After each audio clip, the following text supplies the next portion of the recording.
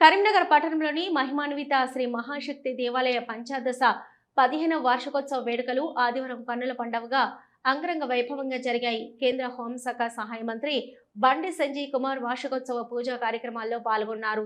శ్రీ శ్రీ శ్రీ జగద్గురు శంకరాచార్య హంపి విరూపాక్ష విద్యారణ్య పీఠాధిపతులు శ్రీ శ్రీ శ్రీ విద్యారణ్య భారతీ స్వామివారి కరకమలములచే ఉదయం శ్రీ లక్ష్మి గణపతి, శ్రీ మహాదుర్గా, శ్రీ మహాలక్ష్మి, శ్రీ మహాసరస్వతి అమ్మవార్లకు పంచామృత అభిషేకం చేయగా అర్చకులు స్వస్తి పుణ్యాహవచనం, గణపతి పూజ, అఖండ దీపారాధనం, సర్వతోభద్ర మండలం, లక్ష్మీ గణపతి హోమం, రుద్రసహిత చండీ హోమం, పూర్ణాహుతి, మంత్రపుష్పం కార్యక్రమాలను నిర్వహించారు.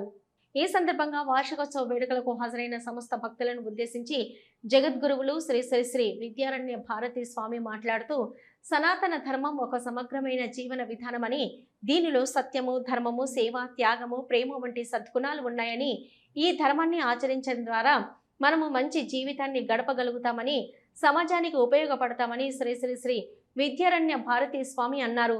సనాతన ధర్మమే శాశ్వతమైన ధర్మం అన్నారు.